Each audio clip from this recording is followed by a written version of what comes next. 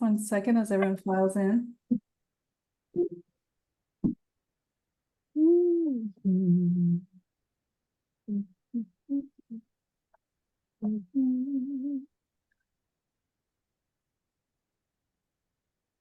Liana's here. Hi, Liana.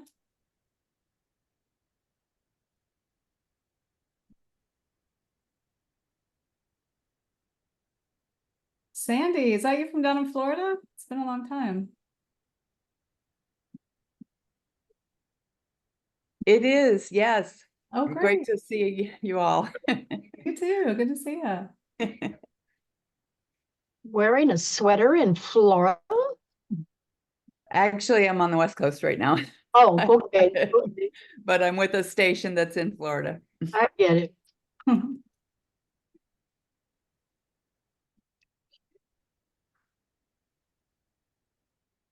Davine in beautiful Asheville, North Carolina. I know you're ready to get back to New Orleans. My old stomping grounds. That's right. And we got Sway. Hello, Sway. I was invited by Leganzi. Oh, hey, yeah. Hey, great to meet you. Consuela, right? Yes. Okay, wonderful. So glad you're able to join. Thank you. Me too. And Kara from WXND. What's up, Kara? And WXOX. Hello. Hi. Michael Lundy, welcome. From WXPI. And Vic is here. You see his hairstyle. Hey, Vic. Somewhere out there in outer space. No, in Belfast, Maine. Mm-hmm. Hey, thanks for joining. I bet it feels good up there these days. Yeah. We had a beautiful weekend for the main Celtic celebration. Cool. High temperatures, about 80, breezes off the ocean. Very pleasant. Dang, that sounds amazing. Wonderful. Yeah, it's gone back to raining now, but nice for the weekend. Going to be nice next weekend for the next event. So Yeah, well, gotta have that rain. Keep it yeah, beautiful. it's festival season up here, of course. Oh, yeah. All the tourists are up from away, as we say. Yeah, I bet they're enjoying it. Hope to get up there one of these days. We got Yep. Max Selby, WXOX. Hey, Max. Hey, y'all. And Jim, give us some good news about Texas. How are things going down there? Oh boy. I mean, the good parts of it. The radio the good watch part. part, The good part. kind of Well, the first ever regional LPFM conference is going to be held next week. This is about a half a dozen Central Texas LPFM stations, which will meet a week or two before the first ever Texas LPFM conference. This is to further organize ourselves, network, and encourage people to come to the GRC. That's coming along pretty well. We expect maybe a couple of dozen people. Most of these stations have been on the air for a short period of time, a few old timers since the last window. And then for our own station down in beautiful downtown Kyle, Texas, we are in a little tussle. We don't want to be on 94.3. We want to be on 94.1. And our crack engineers noticed that a commercial operation was kind of what they call warehousing. They had an application and another one, and they was kind of holding on to it, which is an FCC no-no. So we dropped the dime on them, and we're waiting for the wonderful, well-dressed, handsome members of the FCC Mass Media Bureau to make their decision. God love them all. Wow. Well, exciting. Keep us posted on that. The guys in suits. Well, welcome everybody. Oh, I see Bennett Cobb has joined us. Ben, how's your move going? You settled in? It's happening. Okay. I have your toaster oven and dishes for you tomorrow. Thank you. I appreciate that. But it'll be Mike August who's coming for me, not yourself. Well, they'll get there. Don't worry. Okay. Awesome. And I will answer Betty's question about the FEMA grants when it's my turn. Okay, great. Yes, we should definitely save room to talk about that. Fantastic. Well, I want to dive right in, and people, as you talk, feel free to introduce yourselves again. One of the main points here is just to keep this Grassroots Radio world connected in between conferences. Of course, we have a conference coming up in just over 2 months. Very exciting. Sorry, Liana. We have Liana from one of the founders of WHIV is on the line, and they, of course, are sort of the spearhead group behind this New Orleans conference. So I think, kind of the first thing would be to turn it over to her and get some updates on what's happening. So welcome, Liana. Thanks. Good to see you all. We came back from at least my 3.5-week work/wedding trip in Europe with COVID. So it's been a little bit slow coming back into real world. But we picked up sort of everything that we left off, and we are rocking and rolling. So hopefully everybody has received hopefully at least one email, text message, Facebook post, some kind of ping. Everything is up and running. So it is now officially in ticket sales, time to book your hotels. All of that is live and rolling. We are going to close down submissions for ideas for presentations on this Friday, and sort of do a little bit of sorting. I think the news on Sunday has also gotten us really fired up about a get out the vote and voter registration push and angle on that, and how, using our platforms in that sense as well. So that's going to happen, and those will be announced, and that will start generating some more interest, I'm sure. We have had a bit of a tough time getting keynote speakers. That is largely just because being gone, having COVID, and Mark Allen is not on this call because he's been working back-to-back doubles for like 10 days straight. So tonight is his last night on call. So starting tomorrow, we're going to hit the ground running again with another round of recruitment. And again, a lot of things have changed in the political world and sort of the world that we're dabbling in to try to get some big keynote names. So no big news there, but everything else is in place. The hotel blocks, I think we only have 11 rooms out of the 70 that we have blocked. So feel free to book. And it is a beautiful time in New Orleans, not right now, but in September. And all the wedding planners know that. So get your airfare as soon as you can and lock that in. Yeah, there's a question. Yes, Joseph Orozco here. I was wondering if you're interested in Winona LaDuke. Oh, that's an interesting one. Yeah, I had Sure. called her speaker bureau, and they told me her price, which was $7,500 plus expenses, but they're willing to negotiate. And I just thought, Okay. well, I'll throw it out there. Yeah, that's great. Do you mind sending me an email with that information, and I'll make sure we have some like hypothetical money right now that's being set aside, but we're fundraising for real money to be able to cover speaker fees and travel expenses. So that's not a non-starter. Please definitely put us in touch, and I'm happy to take it from there. Okay, I'll send it to you. Okay, Thank I'll put the email in the chat. There's several of us monitoring this one. Got it. I have a question about the conference. The very nice email promotion that we received. Who did those go to? It's a good question. So I inherited some lists from Damon, from Sharon, from several of y'all. So that went to all of our WHIV regular mailing list, plus everybody on those inherited past attendee, and then I think it's like an LPFM solidarity list, that sort of a thing, and then anybody miscellaneously that had signed up through the website or in any other way indicated they want to receive that update. But that is the extent of our reach right now. Okay, that's all awesome. But what about the list of LPFM licensees, the directors, all the new folks? That's a good question. We have been trying to get our hands on that list and have not been able to do so yet. So if you have a copy of it, I would love it. I think actually, Sharon, one of the ones that you sent me was an old LPFM list, but not the newbies and the newcomers and the construction permit. So if you have a copy of that, we would love to send that to them as well. Well, I will Mark, know. Go right ahead. Mark Allen had said that Michelle Bradley had promised that material from her very substantial database, which she gets every day from the FCC. There hasn't been any activity on that? No, and I know that she's got some stuff going on in her family as well. We've been Yeah. following up as sort of aggressively and gently as we can, but we have not received it, no.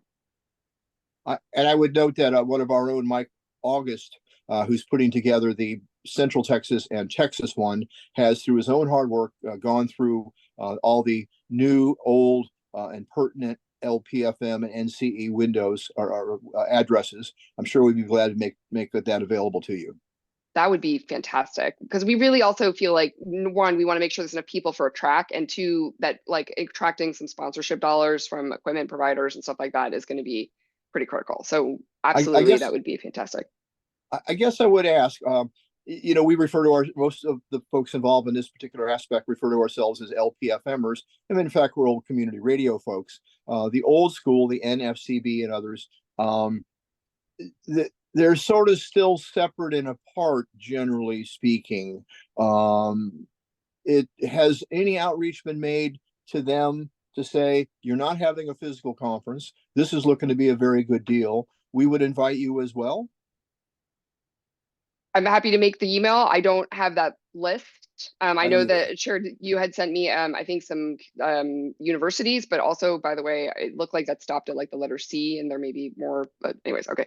But yeah, I mean, I'm happy to do that. I just don't have the list. I'm sorry, Betty, your hand has been raised very patiently. Yeah, I sent out a mass email to the people who had renewed their LPFMs recently that I got from Michi, and thousands or whatever it was. And one of them asked if any of the stations there, the host stations there in Narlands, are going to stream any parts of the GRC. It's a good question. We have tried to figure that out ourselves. It'd be very easy for us to do it. It's just a question of, sort of the volunteers and the AV system that we end up getting. If anything, it would probably be Keynote, and very unlikely to be any of the smaller breakout sessions. Okay, I can answer that. Just quickly to address, we're Max and I are currently working on that college radio list. So yeah, we're through about the C's, but we're working hard to continue to expand that.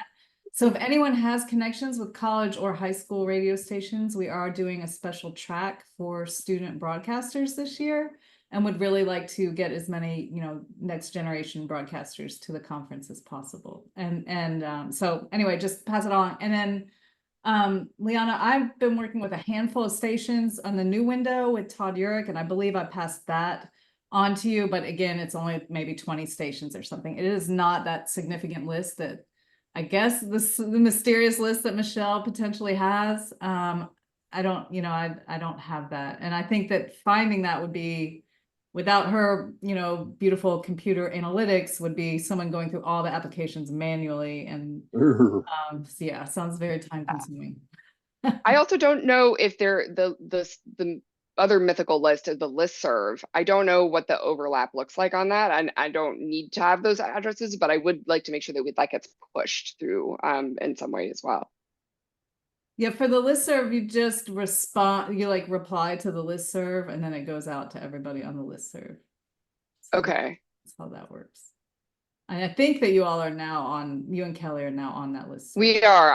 We didn't get further instruction about how to get it Yeah. out, and we're doing weekly announcements, so we want those to be as well. So I guess David's not on the line, but do you all know if they just put that listserv address on their list, will it go out to everyone on the listserv? Or does it have, no, Betty's saying no. okay. Betty. Betty, your hand's raised. Go ahead. Yes. How many registrations do you have already now? As of about an hour ago, I think we have about 42 present. You got work to do. Yes, and we delayed in making this announcement. So we are assuming the word is still spreading and people are still kind of talking it over and that sort of a thing. So we only really theoretically announced it last Thursday.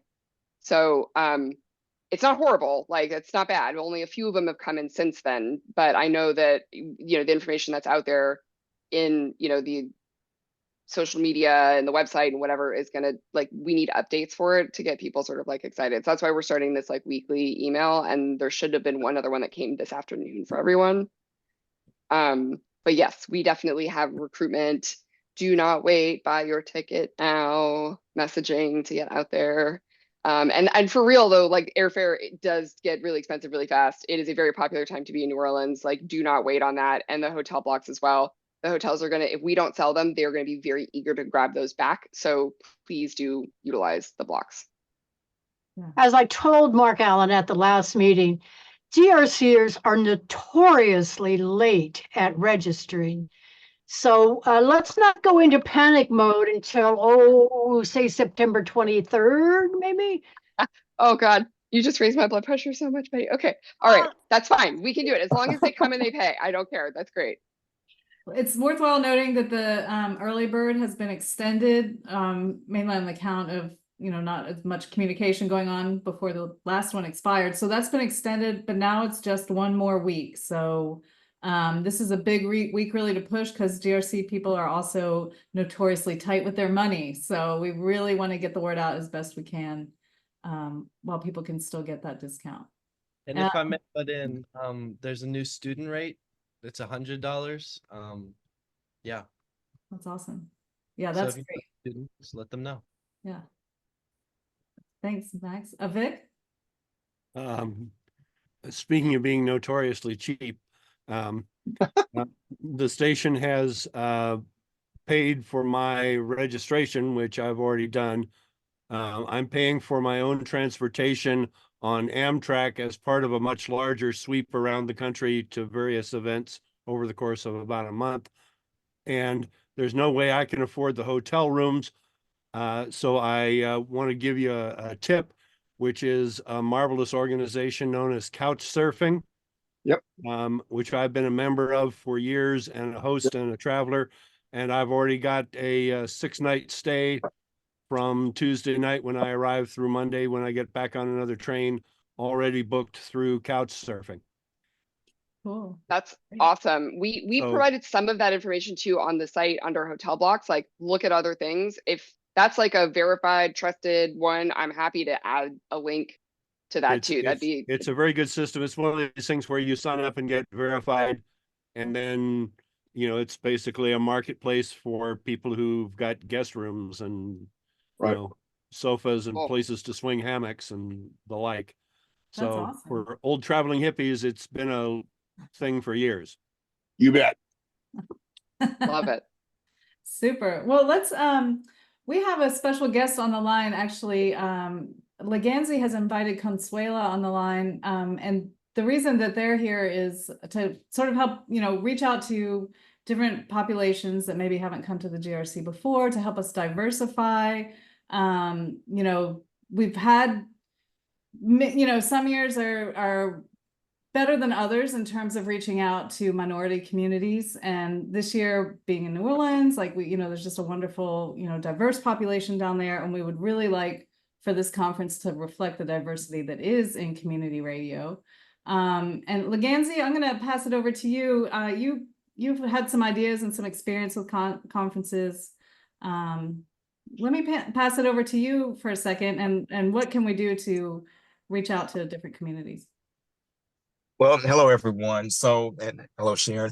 So I think I had mentioned this in like a previous meeting. So there's a conference that I attend, and Consuela is one of the organizers of it. It's the PMDMC Public Media Marketing and Development Conference. If I got that wrong, Consuela can correct me. But one of the things that they have is called Our Hour. And it is a lunch session that is strictly for Black and It's a safe space in which we eat and we talk about.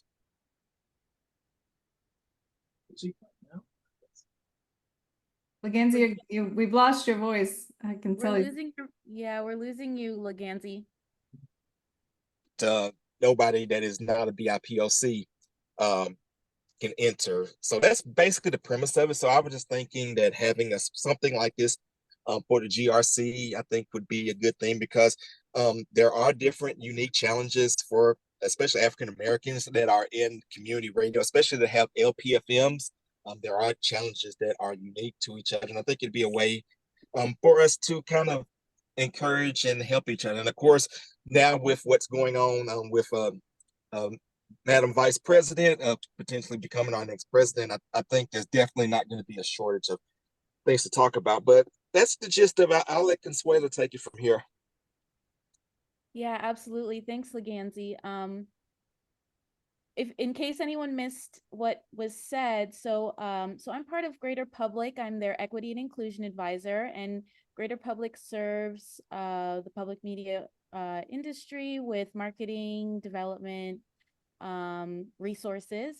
And part of my job is to also advise stations on their equity and inclusion efforts, which, as you all know, are very much under attack right now in our nation and even across the world. But one of the things that I've been hosting through Greater Public for the last 3 years is Our Hour. It is a space for BIPOC, Black, Indigenous, people of color, working in the public media industry, which we consider to be a predominantly white industry.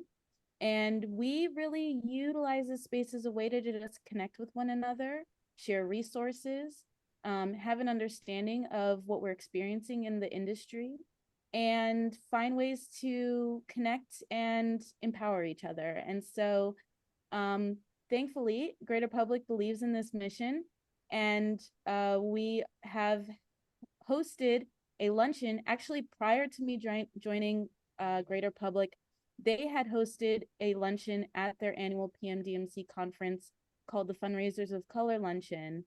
And it was a really great place to network. It started with probably about 30 people who identify as BIPOC going to that luncheon. And I'm really happy to share that at the upcoming conference, we are actually sold out at 125 attendees, and we have a wait list. So there's a lot of interest. I think sometimes people are concerned that they feel like these spaces may be divisive because they are only for BIPOC, but honestly, they are really a place where we can be with one another, where we can strengthen one another, and we actually really require these spaces. They're really seen as safe havens for people who identify in this way. And so I would love the opportunity to help us coordinate some kind of either activity or breakout session or luncheon or hour or happy hour, whatever you believe is feasible for your attendees who will be attending this conference and who identify in this way. I will say that unfortunately I can't be at the conference, but I know that Leganzi will be there, and I am more than comfortable with him being the lead host of this effort. So yeah, I just wanted to open that up, and whatever I can help provide leading up to the conference, I'd be more than happy to help. I so very much love this. This is great. And I would love to talk with you guys about exactly what that could look like. We had like the luncheons as sort of like a networking opportunity that I also don't want y'all to miss out on too. And so happy to carve out a different space for that. But if there is another way, another event, I love this. Just please send an email and we can hop on a quick call or a Zoom and let me know sort of what you got in mind. And if it's on site as part of the conference or off site, like love to explore all those options. Well, I will send you my email and phone number. I'm trying to find you on the list here. Oh, there you are. Okay. Let me send you a message. Okay, perfect. Great. That will be wonderful. And Consuela, first of all, just thank you for joining us. It's wonderful what you're doing. I think it is important for people to have spaces, safe spaces. So I think this is really great. And I would just, not to cut you off, Sharon, I would even say that if someone was willing to do it, I think there should be an LGBTQIA space similar, because I'm sure that, people involved in that community have their own challenges and need their space. And they definitely gonna need it if we get stuck with Project 2025. Gosh, So yeah. fun fact, WHIV hosts the New Orleans Pride Center. They needed a space, we had space, so you know, the more the merrier, and opening up our home to them. So that would also be a great offsite if we wanted to do that. We would just have to figure out transportation and the logistics. The station is not like exactly quite downtown. But it would be at WHIV/the Pride Center, and I know that they'd love to kind of discuss more about what that could look like too. Yeah, I mean, this could take so many forms. Women's, you know, women often excluded in radio as well. So all this sounds great. Leganzi, what would you recommend in terms of reaching out to, and Consuelo, you too, reaching out to people of color to encourage them to come to the conference? I think having something like this would be, you know, at least showing, you know, we have open arms and we're welcoming you. But as far as, you know, reaching these stations, letting them know how important this conference can be, you know, as far as networking and coming together with grassroots radio people. Are you all in contact, you know, with different radio stations across the country? Mainly the ones that I kind of there's some stations mainly kind of centered in Mississippi and Texas that I kind of help out with, like FCC filings, or if they need help with their computers or their studio or anything like that. But beyond that, I would say, and I think when I first jumped on the call, somebody was talking about, you know, a mailing list and whatnot. And I think like Michi could like deep dive into this, but like if there was some way to ascertain like a list, and I make it even hit up the guy from the LPFM database that have those stations that are, you know, primarily are geared to the BIPOC community. Maybe using the listserv or whatever, send out, and you know, and I could do it, you know, send out an email saying, hey, this is something new that we're doing, you know, and this is why you should be a part of it. You know, and like I said, and I would know how to write it in a way that would appeal to them. So it would just be a matter of just getting that information, and then I could take it from there. That'd be awesome, Leganzi, if you would do that. I think that And then would mean much more. And then also, and I can do this as well once we kind of get the messaging together. Like, you know, the various Facebook groups. I know there's LPFM Solidarity, LPFM, and all of the ones that Dave Solomon has, and you know, could also post in those Facebook groups as well. And also to Miss Elliott, the organizer, I don't know what all you all have planned so far, but obviously since New Orleans has a rich, you know, Black culture, I think, you know, maybe pushing like the entertainment options that would appeal to the Black community, I think would be a good selling point. Because I know that every time I visited, I've always enjoyed myself. I think I've been like 4 or 5 times previously. 2 of them were for WrestleMania, but yeah. Yeah, so we are partnering with WBOK, which is commercial radio, but they are, you know, they're the Black radio station here, and we're hoping like Wendell Pierce is going to be, we're still going down those rabbit holes, but yeah, we are hoping that they're going to do after hours, like after event that is a like networking something that we haven't figured out what that might look like yet. So we're trying to figure out a few of those entry points as well. I know the United Home and Nation also had, I think, a station as well. So we're like, there's a lot, this is great. Like, there's a lot of like different pieces like coming together in like a really amazing way. We were planning on having like since you're here, you should probably go check out like these bands and these things and these restaurants. And so I have an extensive network of like, I'm a foodie. You had me right there. Yeah. Oh yeah. And you better believe we are doing all local, all Black owned vendors. That is just how I roll. So I have a big list of all that stuff that I'm happy to like just put on the website. But yeah, this is all kind of coming together in like a really wonderful way. I'm really excited about this.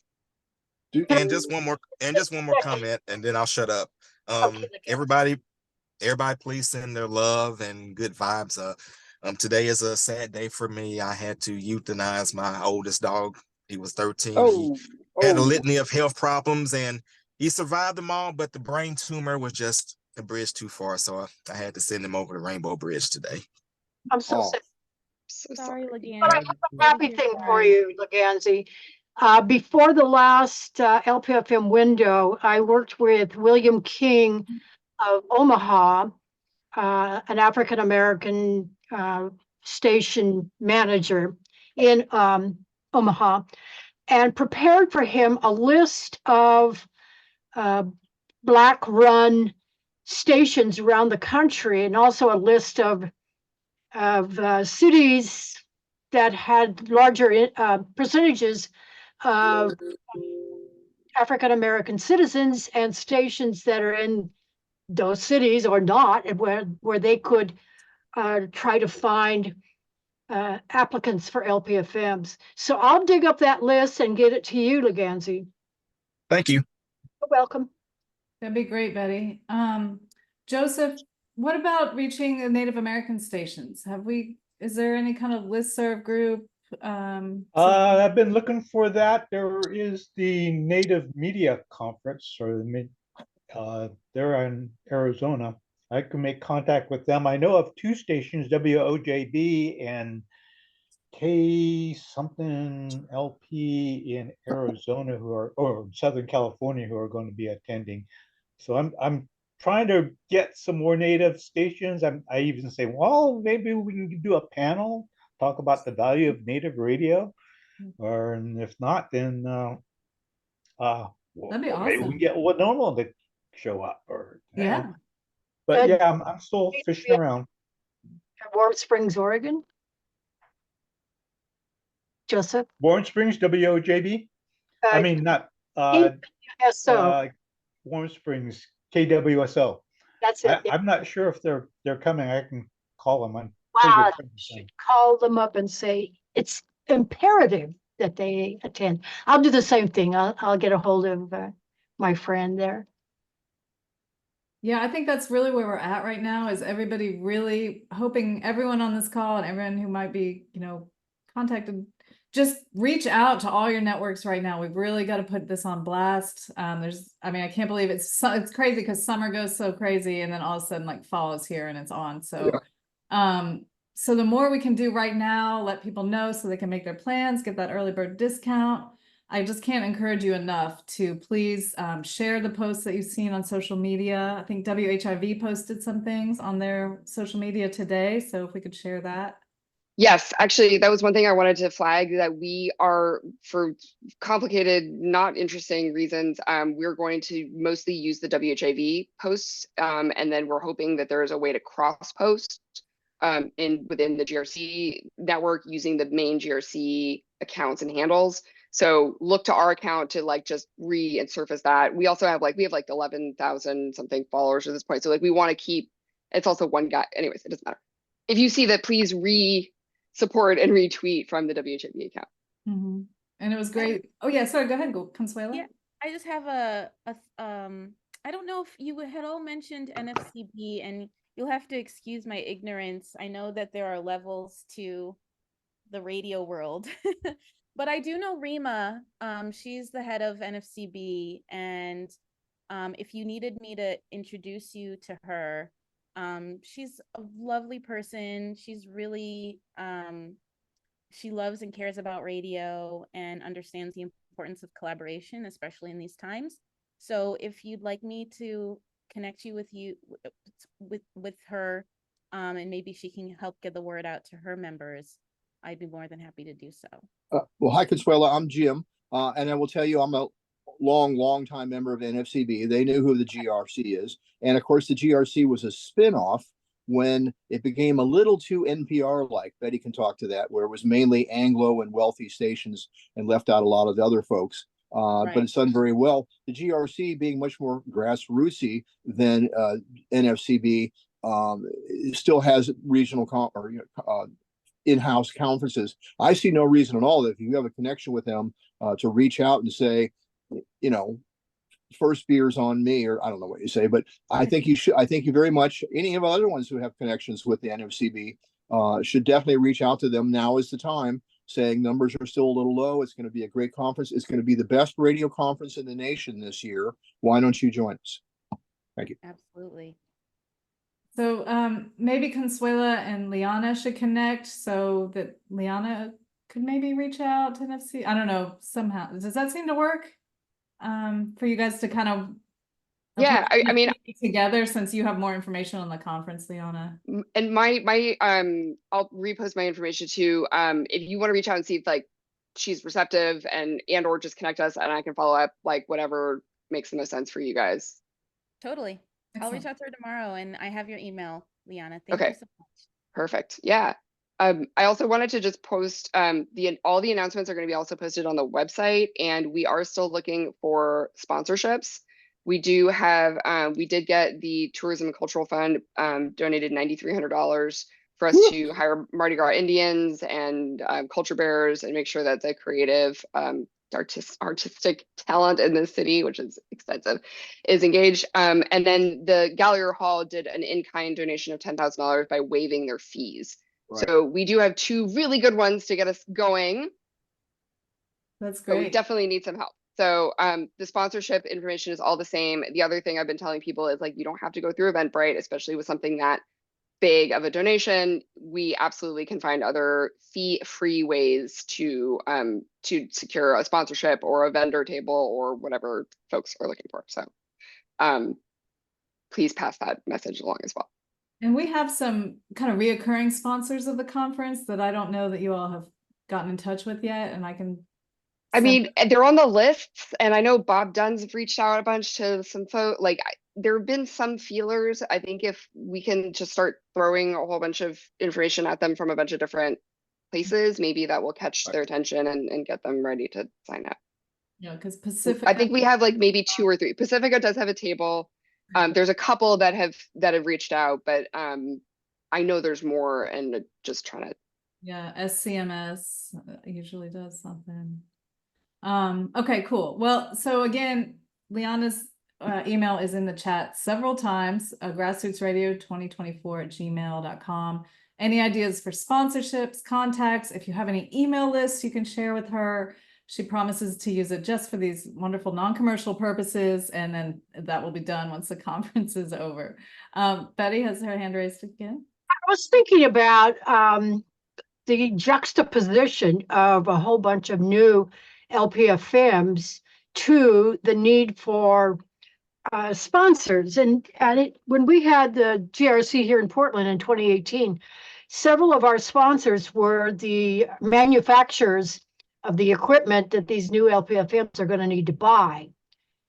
So let me put together a list of who we had back then in the old days and send it to you. That would be great. Bob Dunn did one of his like magical Bob Dunn things and created some list of equipment manufacturers and email addresses and had reached out to them. So I think this is also one of those, like, the more the merrier. Any of like the vendors that you guys have worked with that, you know, maintain, fix, repair where you purchase your equipment from too. But that's been sort of our angle on sponsorships, is like, we need to get these LPFMs to come to the conference. And also, by the way, vendors, like, you want to come and show your products because there's going to be a real big marketplace that's opening up. Yeah, and I have a very close relationship with one of the engineers that writes those lists, and he has close relationships with those manufacturers. So I'll get a list from him. Great. Wonderful. Well, I know Consuela is joining us on her spare time, so I just want to say, Consuela, thank you again for joining us so much. I think if you and Leganzi can work on pulling together a specific email that lets people know about these, you know, things that the hour or whatever version of that's going to happen, the wonderful vendors and music and culture that's going to be happening, I think that would really help us a lot. And I just want to thank you for taking your time to join us here today. Really appreciate that. It's great. Problem. I mean, it's gonna if be there's fun. a deadline, let us know. That'll be even more helpful, so that we make that deadline to reach out to people. Yeah, I don't. I mean, oh, go ahead. The deadline. Well, so the deadline is for the early bird is the 31st of July. However, like, there are ways that we can also work with folks on that. Like, if you have a specific consortium that is part of this community, that it's like really important that we make sure that, you know, because of the timing of things, like, we can figure out like a discount code to get them back to the early bird rate, something like that. So like, that's also sort of just, that's a thing that's out there that can happen. No problem. And I All think right. having a panel, Leganzi, you've mentioned this before, just having a panel to talk about diversity issues, ways to increase diversity, things like that, in community radio. I think that would be a really interesting conversation. Let's see, other prospects we've been working. So WTUL in New Orleans is Tulane's college radio station. And Tell from WTUL was on the call last time, and she and her students seem very excited about helping. They've offered tours of the studio, and I think they're even talking about some kind of shuttle to get people from the conference to the station, although the trolley runs on that line too. So I don't know if it's a direct trolley or whatever. Oh, it is. Yeah. Just Good. right there. Right there. Yeah. So so those things are happening. And Max is working on a few other things. So Max is our team director at WXOX. We don't want to forget the high school stations. Max, you want to give a couple updates on what we've got going for that? For sure. Like I said, the new student rate, $100. That's big. I made a cool, cute graphic that we'll see on social media shortly for the Student Radio Summit. We will be screening 35,000 watts. The story of college radio. As far as like panels and talks, how to run a teen radio academy. I did that last year. That's going to come again. The importance of student broadcasting with help from WTUL and WXDR. I don't see Bob Dunn tonight, but and then studio tours also possibly from WXDR and like we talked about to Tulane. Yeah. And let's see, Tulane proposed doing panels. Tull, their student advisor, proposed doing a panel on ingraining the radio station within the collegiate culture, because there's been a big problem with college stations selling their FM frequencies. So she'd like to do a talk about that and how WTUL almost lost their frequency and how they've, for the past number of years, really worked to make sure that the university knows they're a critical part of their community. So I think that would be really wonderful. And her students seem really apt about doing a DIY marketing panel as well. And that seems real cool to me. I like that. I can help a little bit with that. Yeah, you're good at that, Jim. And they have a great, if you go to their website, you can see they do all kinds of cool, make screen prints and, zines and all kinds of fun stuff like that. So I think that would be wonderful. And yeah, Jim, we were also just brainstorming. Of course, the college campus protests were a big deal this year, probably will be again in the fall once the students come back to campus. And Jim has, with Austin Airwaves, has done a couple times a seminar on basically how to document these protests safely and how to, Jim, maybe that would be something interesting. If we could maybe find some of the students that have been involved in covering these student broadcasts and bringing you in to teach them how to do it safely. I think that could be really cool. Yeah, the two panels have suggested how to do promo for cheap and don't get your ass beat for a story. They could easily be part of panels, not just me in the front of a room. The Riot for Radio workshop is quite popular. And Devin, yeah. I'm sorry, go ahead. I was just gonna say, the university. Go ahead.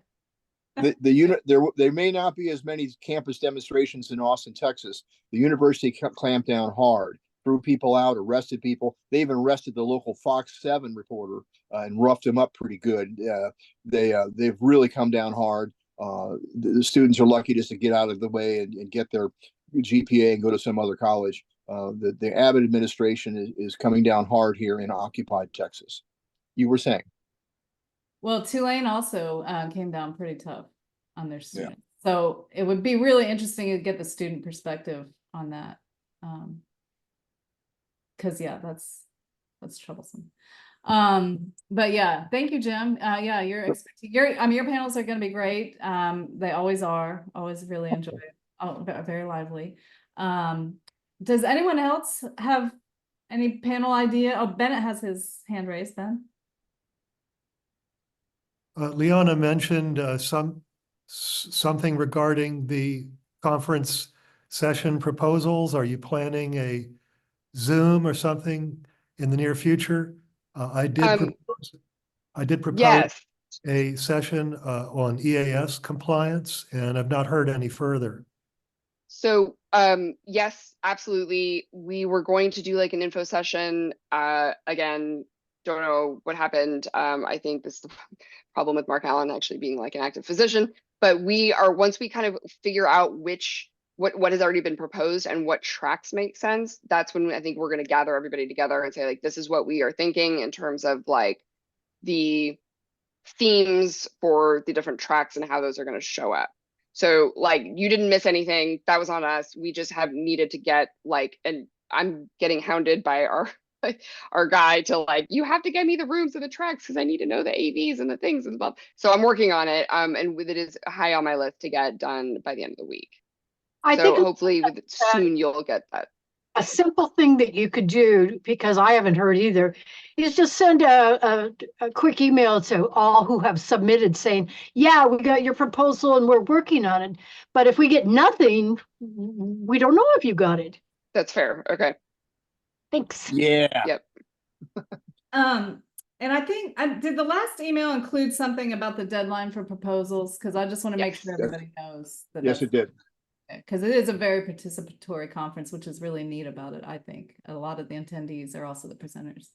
Okay, cool. Yeah, and Liana, I know there's we're not trying to, but you're doing great. The website is amazing. I know it's a lot, a lot going on. So please take all of this as we're trying to be helpful, not criticizing you, because I know it's a lot on your plate. And please just let us help and reach out, when you need us to do things, because there's a wonderful community here, many people that have hosted the conference before. So we're here for you, and you're doing great. I really appreciate that. I think right now outreach is, and getting sponsors, getting tickets, getting people engaged. That is the number one thing that would be helpful for me. And a lot of these things they're just little things. I just need to follow up on them. But getting MailChimp configured to where it was like readable was like a big win that we did this week. So like we're still figuring it out as we go. But yes, you are absolutely right on all these fronts. We do owe you guys some communication back about what you submitted and just in general on a lot that's happened quickly. So I take it in the spirit as intended, let me put it that way. But to the extent that y'all can just do any part of that and not wait for me to like ask for it. Like if you have a list, send the email, start forwarding the announcements. If you have a equipment person that you buy all your stuff, just forward it. It's fine. Like we don't need to be creating a whole new list. Just pass it on.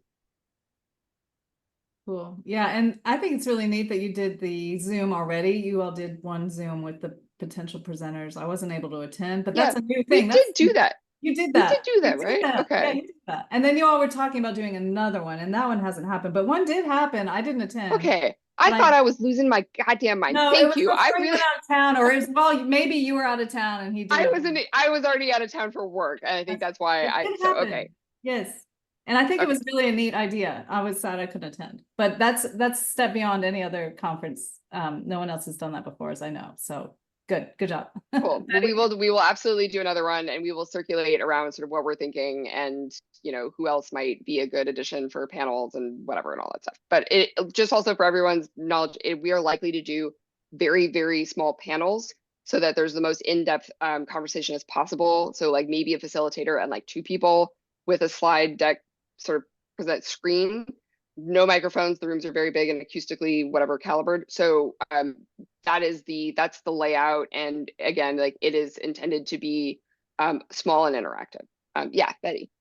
And now I'm worried because I didn't get notice about that Zoom meeting. So I guess should I resubmit my ideas? You are welcome to on the website under the registration page. There's a little Google form, and you can just select it. And you could just email to me whatever you want. I would also attribute that largely to Mark Allen's savvy in pulling the submission email addresses and perhaps lack thereof, if I say so kindly and gently. So I think he probably just missed it. And that's why we need to do another one. Well, it could have been also, that's been over a month now, Betty, so I don't know when you submitted your proposal. So that could have happened before you submitted. Very early. Okay, never mind. All right. Sandy, I keep thinking you're raising your hand, but you're just like raising your fist in power, so I love that. Okay, let's see. All right, yeah, Sandy's actually asking if we're gonna have some updates on the LPFM window. So do we want to just wrap up any more GRCs? Does anyone have any more questions, ideas, anything like that for Liana while we have her on the line? Okay, let's just all give her a big like hug of encouragement across the Zoom waves. You're doing great. It's a big deal. It's hard to pull this all together out of nowhere. The conference hosts really like make the thing happen out of nowhere. So it's like magic. It really feels like planning a wedding. Like, I don't know what a reasonable rental chair rate is. I don't want to learn what it is, but I don't know why I have to make that decision, but here we are. So I'm doing it as a labor of love also. Totally. We really appreciate it. So let's all be here for WHIV as they spearhead this thing. WXDR, who Max mentioned earlier, and Bob Dunn. That's a community, college community radio station down there. And hopefully they'll be, I've seen Bob doing a lot of promotions as well. So, so they'll be involved. Did we ever contact Loyola College Station? Do you know?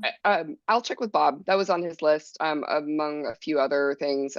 So I'll check with him and see. But if they were also on your list, please feel free. Yeah, no, I haven't. I just knew I saw it on the website and I was just wondering, I just want to make sure they know they're included on that.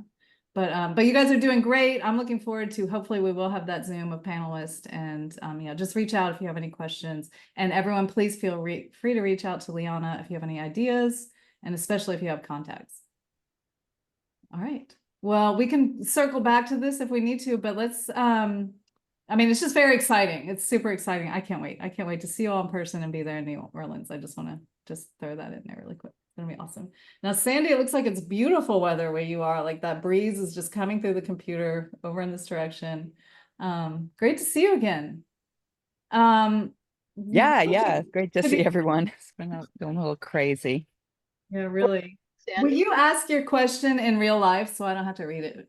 Yeah, just in your email, I had mentioned that there might be an update on the status of the new LPFM applications. As you know, I volunteer with Black Power 96 WUBP in St. Pete, Florida.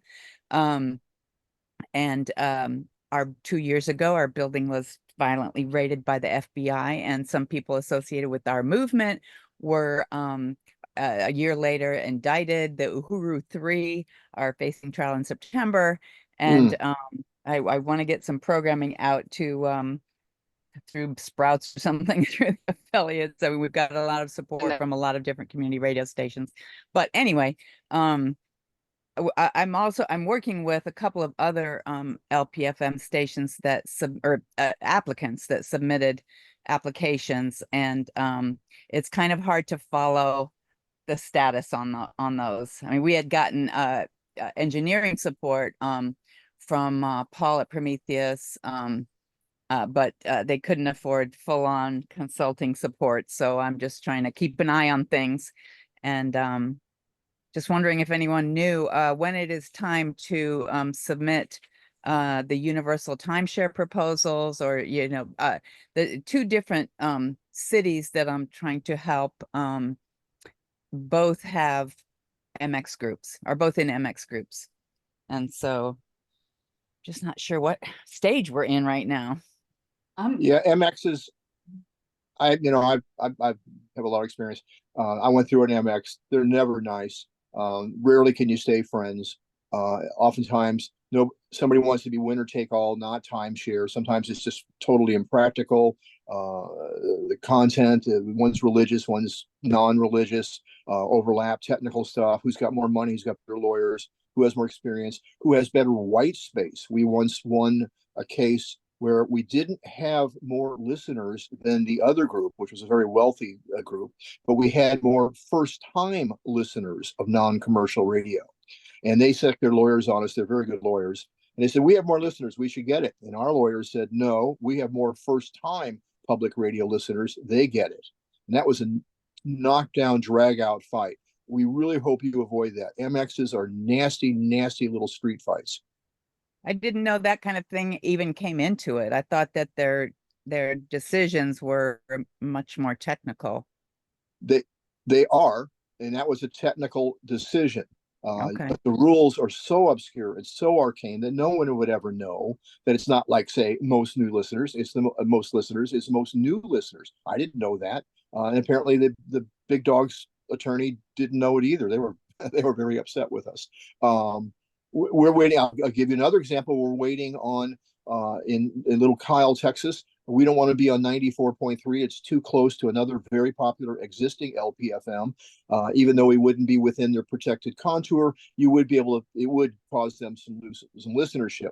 So we want to move over to 94.1. Our engineers found a blank 94.1 opening that had been held by a commercial station, which moved to another spot on the dial, better coverage, and they're kind of hoping to hold on to it. That's called warehousing.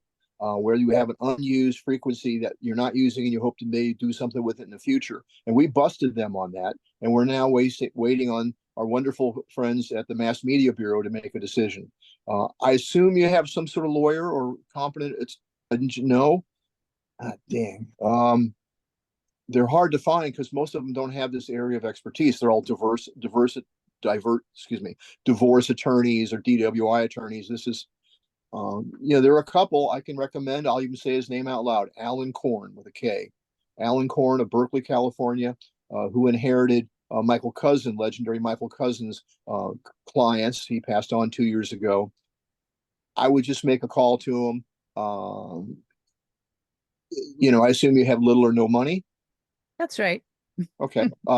No embarrassment. But go ahead and give Alan Korn a call, mention my name, and good luck. Yeah. Thank you. Can I, would you be willing to share any contact info, Jim, in case I wanted to have a follow-up question to you? 512-796-4332. Jim Ellinger, aka Jim Radio, Austin Airwaves. 796-4332. Yep, in Austin, Texas. Glad to help out. Go ahead, if you want to call. We hold a lot of people's hands. Awesome. and we would be glad to talk to you.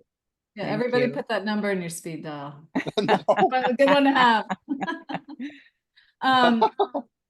I think we're kind of in a similar situation, Sandy, with a group here that is in an MX, and maybe part of your question is like, how long do we have to figure this out? That's one question that we've been, because they need to move to a new tower site as to not to interfere with the current station, or excuse me, with someone else in their MX who will beat them.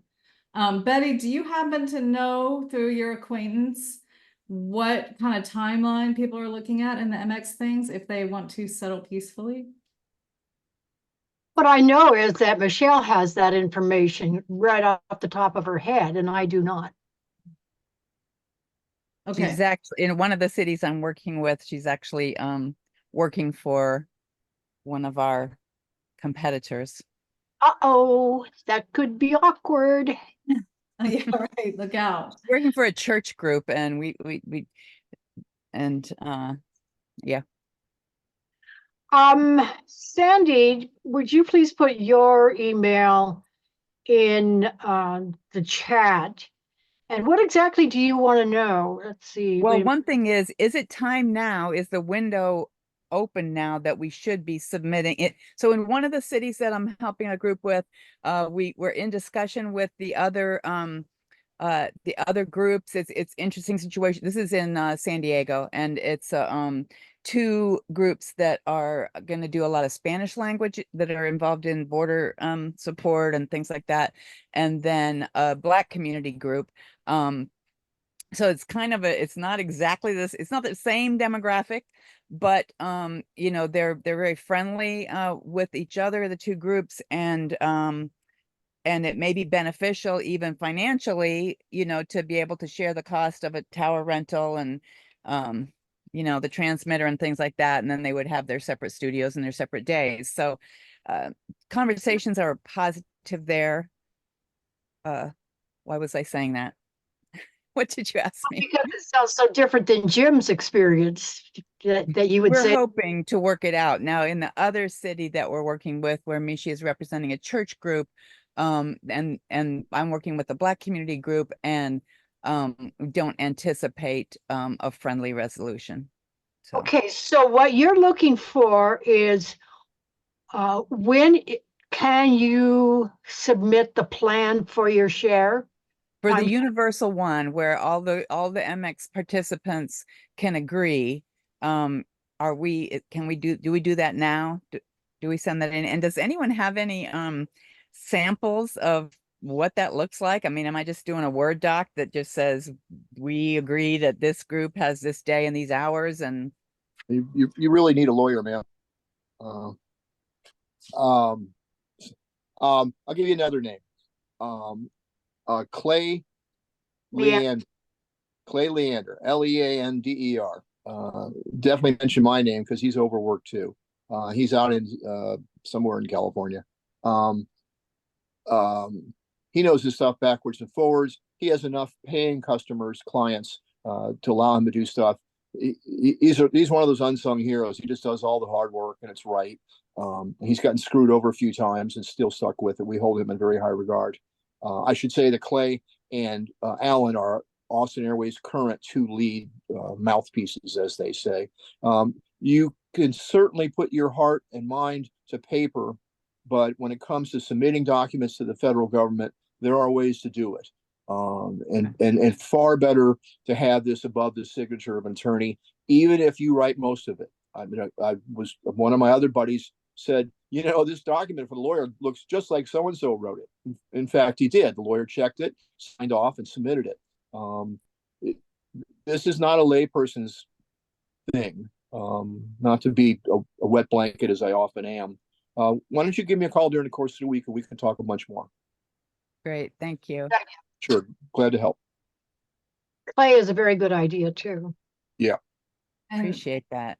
Betty's partner is Michael Brown. He's an engineer with Brown Broadcast Services. And then there's also Todd Urich with Common Frequency, and Common Frequency does a lot of this type of stuff too. So Yeah, Todd is working with the Mexican groups in San Diego, so that is a Right. more friendly situation for sure. it's um, friendly or unfriendly? It's friendly, Okay, yeah, good. Great. yeah. Love to hear that. With the Mexican groups, it's friendly. With the white church groups, not so much. I will also weigh in. It's very difficult to have bilingual radio stations. As soon as you go to the other language, you know, huge numbers of people just tune away. I don't speak that language. And if you try to do weekends in Spanish and English at night, and it's well, no one's completely solved that yet. And I know that there were two religious Hispanic groups here in Austin that were very reluctant to cooperate, and now they share an LPFM with a good signal in town. The language barrier is a real thing. In this instance in San Diego, I think both of the groups in the Spanish language, sort of the Mexican group and the Black community group, both very connected in the community. So I think the listener base is committed. It's not just starting from scratch. So it's a Right. communication, in a community that's already kind of engaged. Right. Okay, any more comments? Questions about LPFM? It's very confusing. So yeah, everyone needs to have somebody that's been through this before to talk to. That's really good advice. But if you work Thank with you lawyers, so make sure you much. ask how much they're gonna charge. Right. Just be Austin smart. Airways will pay for the first hour for both those guys. Wow. Thank you. Yeah, they owe us. That's awesome, Jim. Thank Okay, you well, so much. we've got the FEMA grant coming up, and we're lucky to have Ben Cobb on the line, and Ben just recently retired from FEMA. Is that correct, Ben? Yes, but as a contractor, not a federal employee. That's okay. We still like you. I like you a little better. No, I'm teasing. But can you tell us a little bit about that, Ben? Because that's a really big deal coming up in September, I think. So Congress allocated a big pot of money to FEMA for something called Next Generation Warning System, which does not actually exist. So forget about that name. These are federal grants to radio and TV stations to upgrade their facilities. I'm not going to really talk about the TV part. For FM radio, non-commercial radio, including public radio and community radio. This money will pay for resilience and emergency preparedness type of upgrades to your stations. So EAS equipment, software, electrical power, physical facilities, and the money can cover professional fees, engineering fees, architectural, and so forth, but not payments to staff, for example.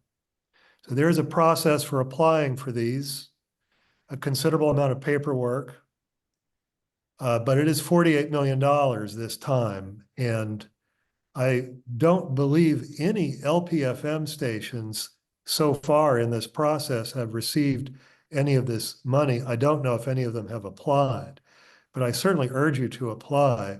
And now Betty recently sent me an email, which I'm trying to understand what she was asking me about. Betty, could you clarify your questions there?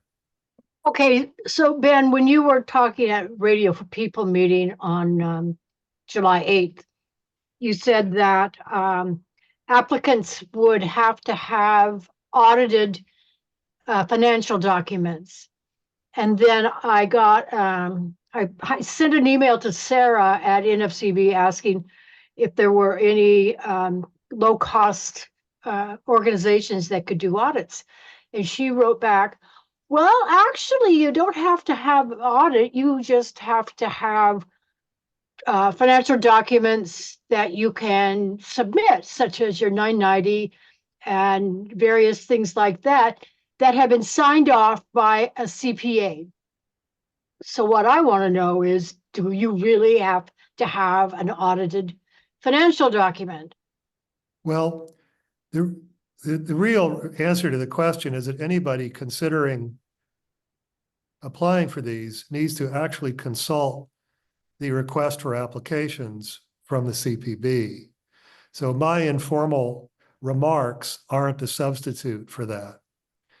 I think what the email from NFCB was pointing out was a difference between a government audit and an audit by a certified public accountant.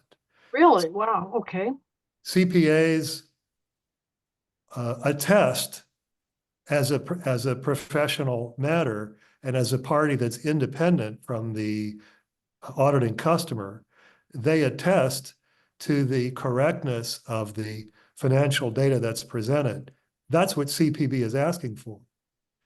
Not that the IRS is to come and visit you and go through your papers. But this is not, despite being the son of a CPA, I'm not an expert on that particular aspect. We are considering here at KZSM LP in San Marcos, Texas, we are considering applying as well. And this station does not have audited financial material, which costs money. So this is a question that we have here as well. Yeah. Whether this particular item in the fairly long list of what you have to present to the CPB is a make or break matter, I have no idea. Okay. Okay. But the real answer to the question is consult the actual documents. I'll post the link right here in the chat. There is a video already on the CPB website that explains the grants and the process. And in addition, something that I did not know because I've not looked at the CPB website in the last few days, but was in your email, is that there will be some upcoming webinars very soon. And that also should be disseminated. We should be sure that that's shared. Could you share that to the GRC list? I shall. That information. So again, this tie a ribbon on it. This is free money from the US taxpayer for you to buy stuff for your station. And it is a long, long list of eligible things that you can purchase with this money. CPB provides a PDF document that lists these items. I think the first part of it was for television. This second part is radio. So get a hold of that, get someone on your team who knows how to do grant applications and go through this material. Let's get some LPFM stations getting some of this money.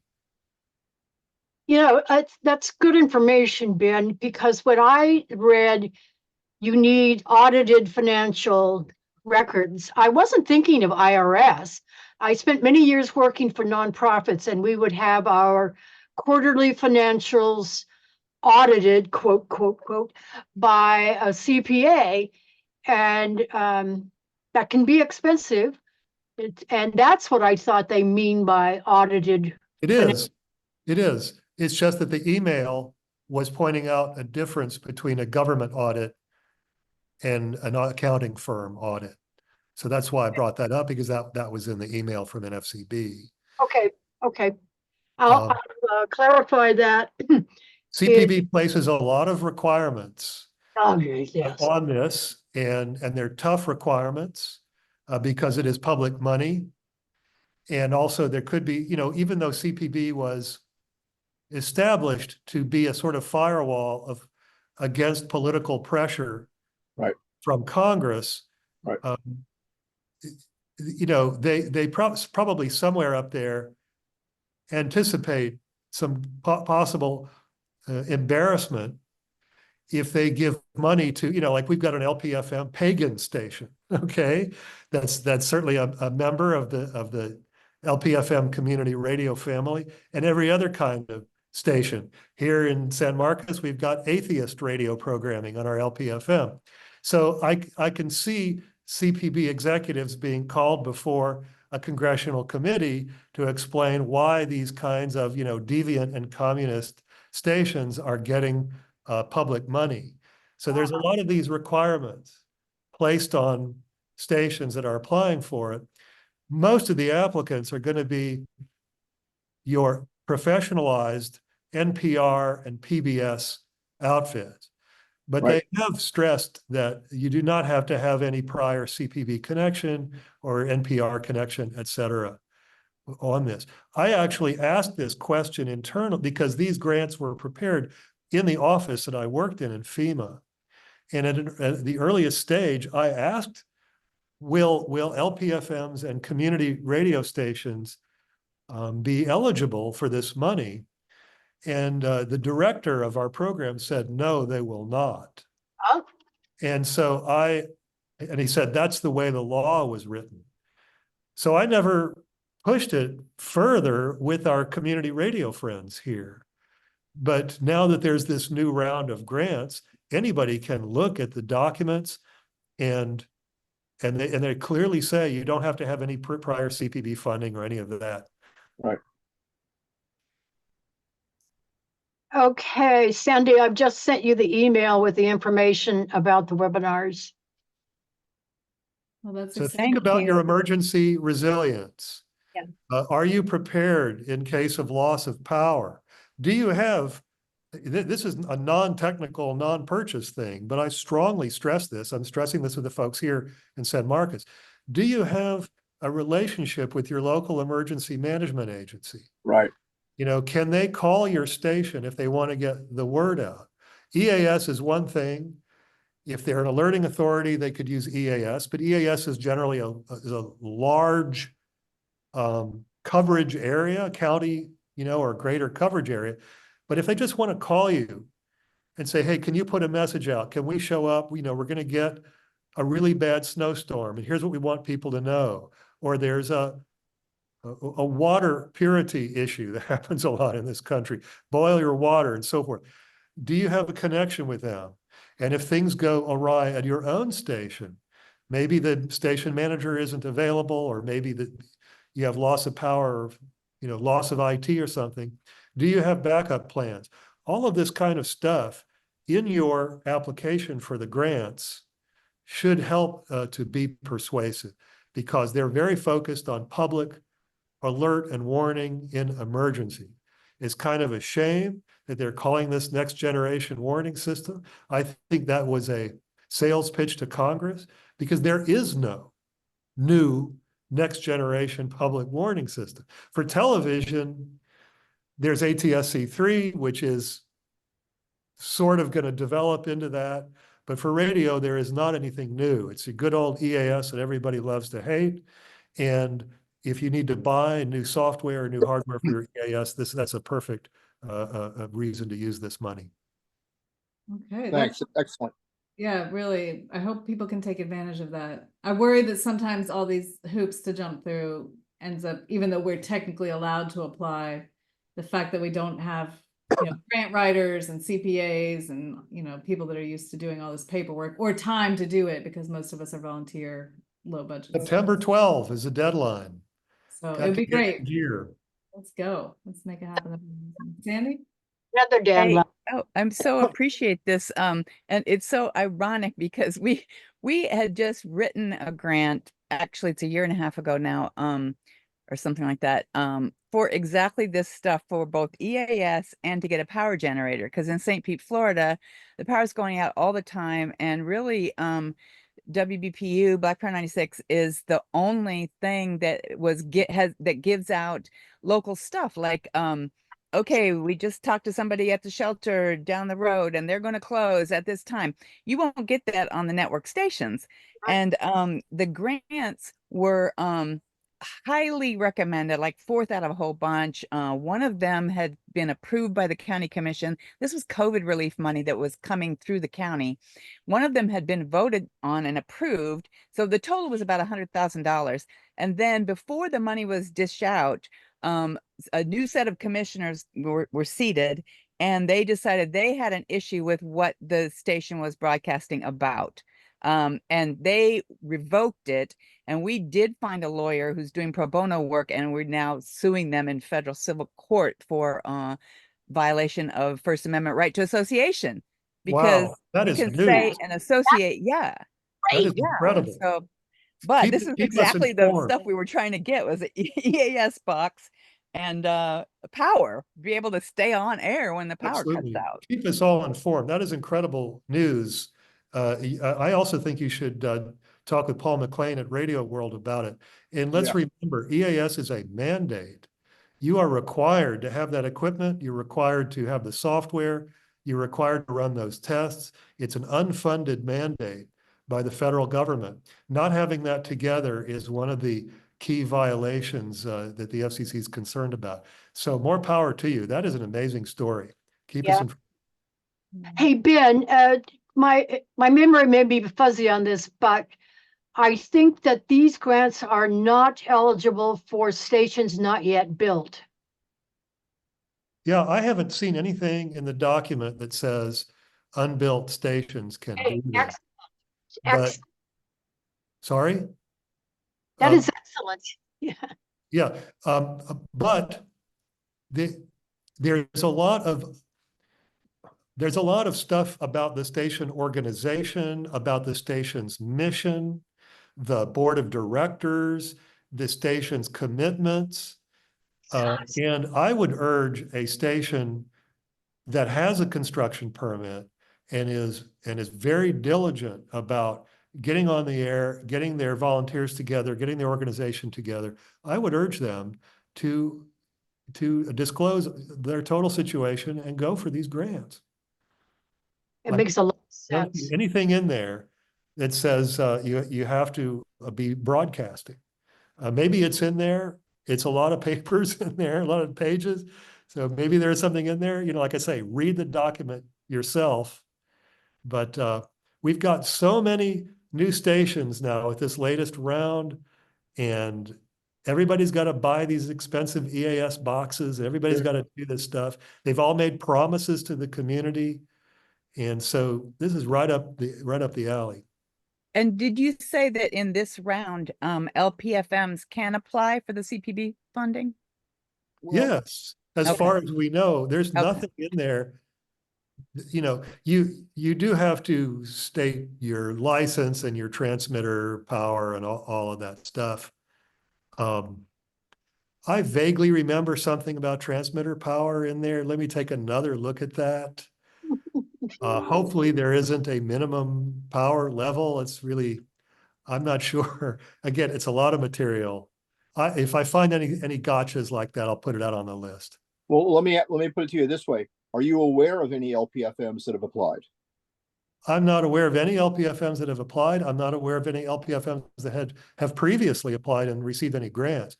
They're being very miserly about announcing recipients for these grants. And so stations need to make a very key public safety presentation on this, Jim. You're You're talking to the choir. The fact that your station broadcasts, the Wings program or programming for this or that, particular interest group or what have you, that's all important, but you've got to show your value in emergencies, your connection to that local community, your connection. If you've had weather emergencies in recent years, if you've had other kinds of hazards that required communicating with the public, put that in. So important. I know how these people think. I've been working there. Okay. Active shooters, unfortunately, is something we've dealt with. You did have warning people about, that's very localized, stay away from downtown 4th and Main or whatever it is. When Yeah, you're I talking mean, about this is- when Go ahead, you're Jeff. talking about CPB grants, what grant are you talking about? You're not talking about the community service grants, are you? no. Okay, because that's different. That's a different category. A lot of restrictions on it too.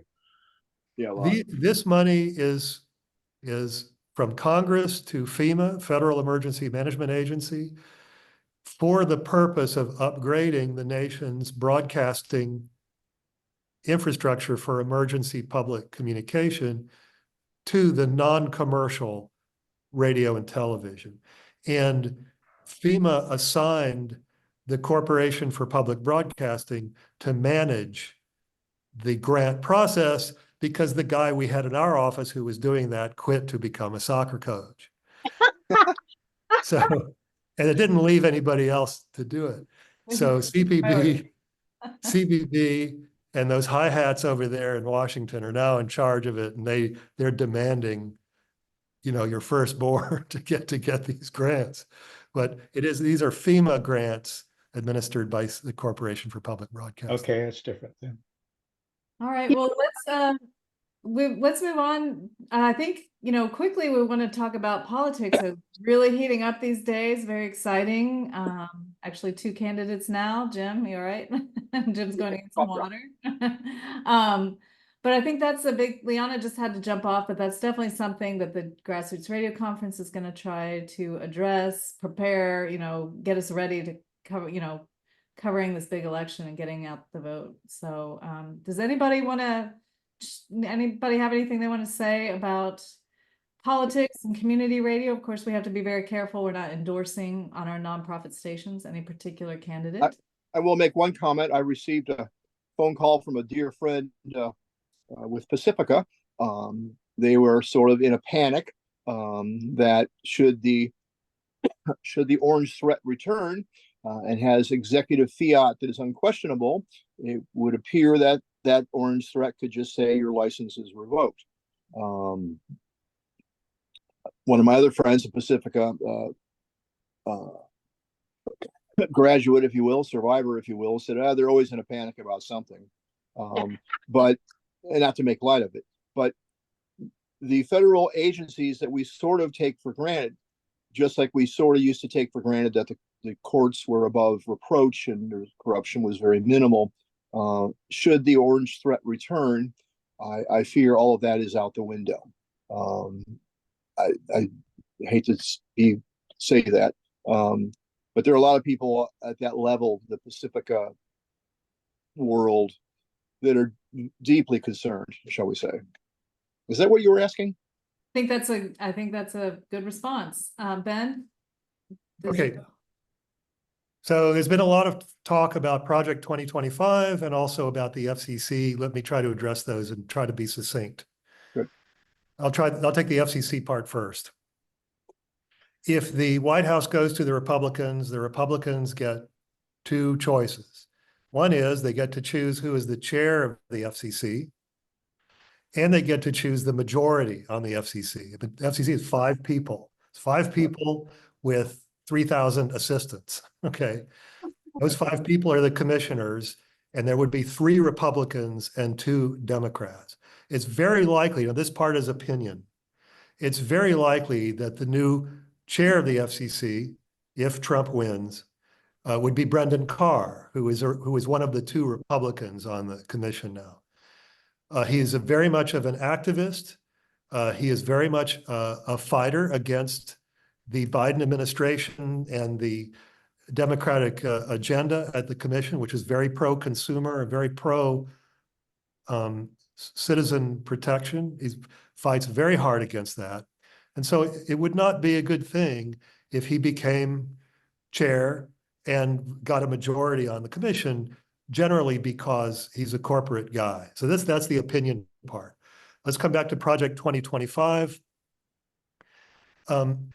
Someone mentioned in the Facebook group about LPFM. I did not see any mention of LPFM specifically in that very lengthy document, but it does have a great deal to say about how the Republican administration needs to stop NPR, stop PBS, and stop Pacifica, and specifically to remove the non-commercial status of non-commercial radio and television stations.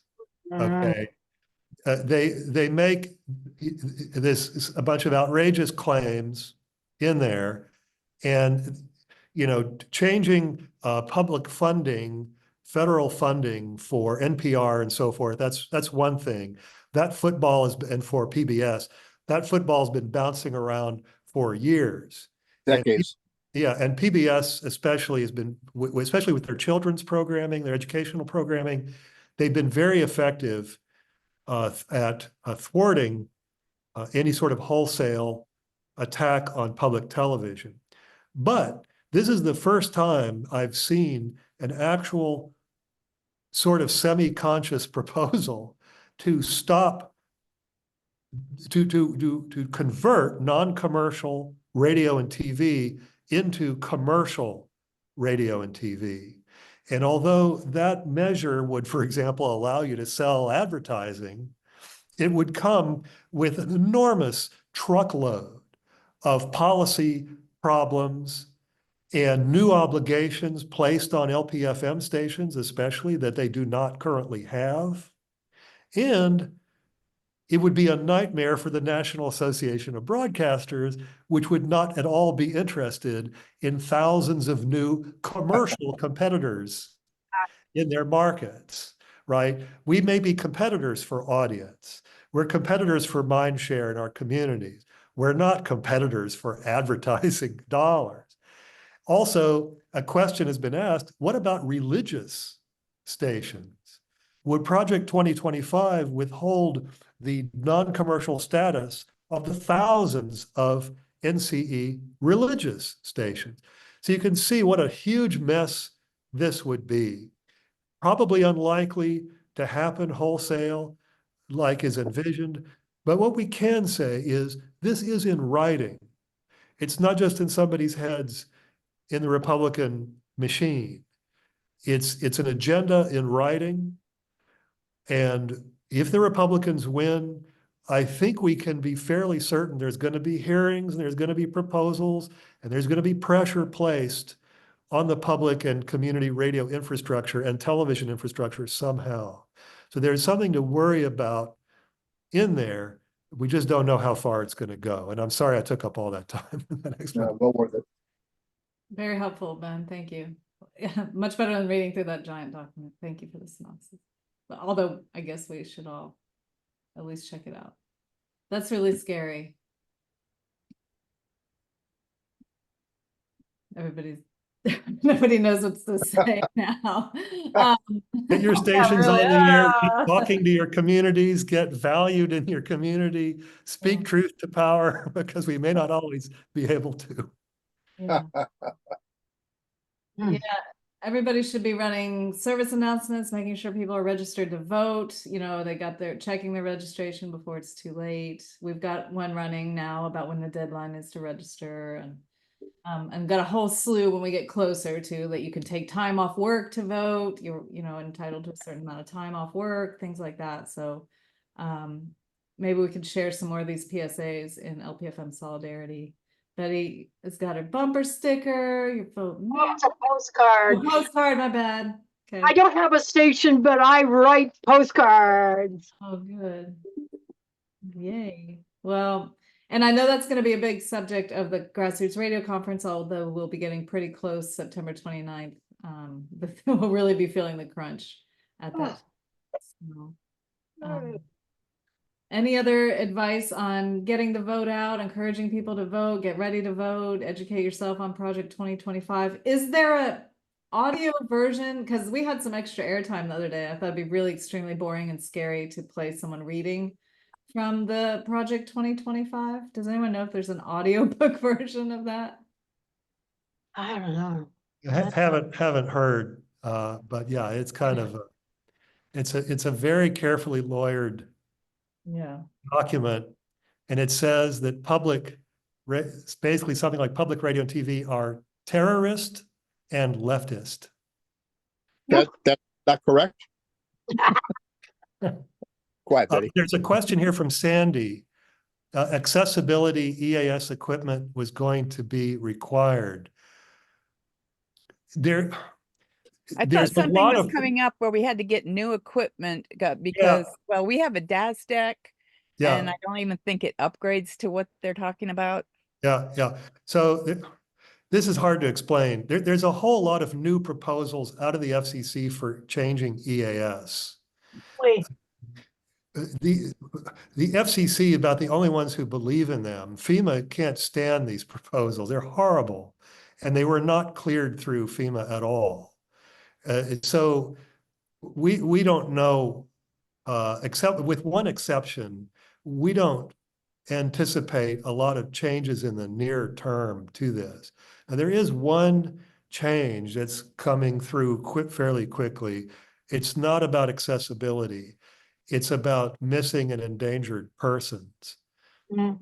So there will be a new event code, a new category of public alerts for people who are missing or endangered, but who do not qualify for Amber Alerts. Amber Alerts are specifically for child abductions, not necessarily just missing children or missing persons. To qualify for an Amber Alert requires meeting certain very strict requirements, which often cannot be met in a situation where a person is missing or endangered and they're over 17. So and this affects both the alerts on radio and TV and on phones. So the FCC very soon will be voting in a proposal for this new MEP event code, and we will have to see in there what are the obligations that will be placed on EAS for that.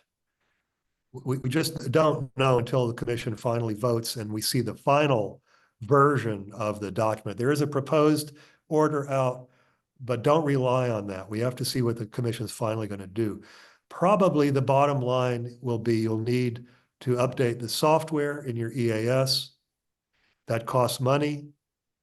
If your EAS hardware cannot accommodate the new software, you need to find out from your vendor, get a very clear answer from your EAS vendor. It's probably going to be Sage or DAS. And we will try to address that if we have an EAS session at the GRC. But all these other proposals for multiple languages, they're really, really problematic. And the FCC is pushing hard on them, and FEMA is pushing just as hard back. It's a complete mess. And at least for stations, there isn't anything to do about it yet until some final rules come out, because it's an unbelievable mess. You can't believe how startled we were in our agency at this stuff. You would think the FCC and FEMA would work together, and sometimes they just do not see things eye to eye. So watch in the next few days for the missing and endangered persons release. That is the thing to keep your eye on, and that will state what kind of obligations the EAS participants, which means your radio and television stations, will have.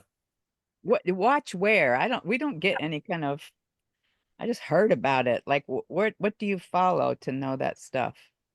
Well, if you're in radio, you need to be subscribing to Radio World's a weekly newsletter. It's free. Free. They do a fabulous job.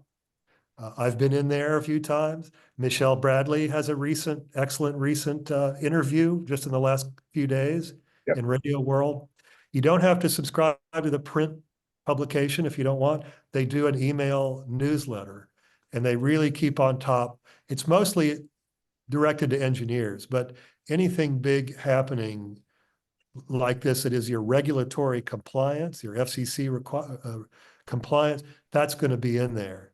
And they will provide links. And you can always ask me, you know, I'm retired from FEMA, but I still cover FCC. I have an FCC newsletter that I still do.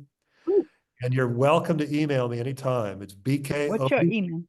BKOBB at IEEE.org, BKOBB at IEEE.org. I have to follow this issue as well for KZSM LP here in San Marcos. We got to figure out what we're going to do. So I have to understand this myself. I got a lot of reading to do on this. Thank you.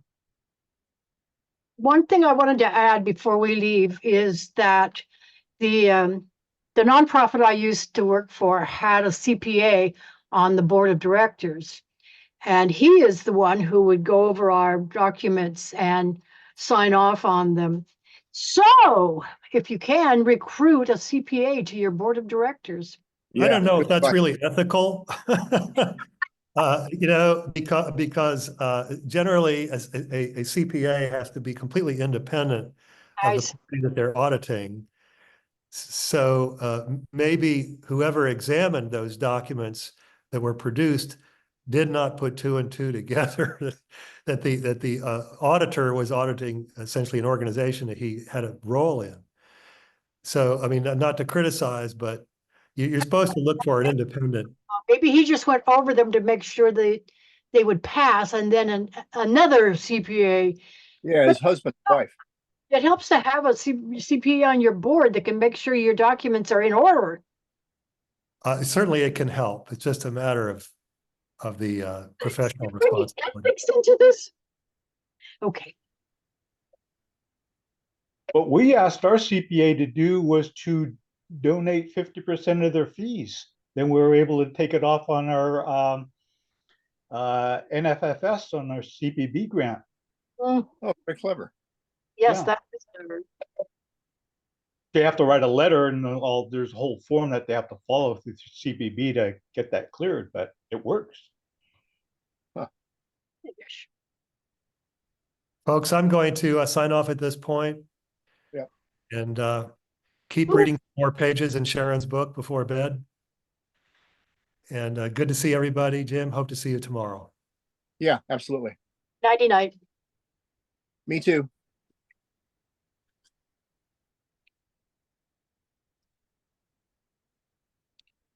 Dum, ba-da-dum, bum, bum.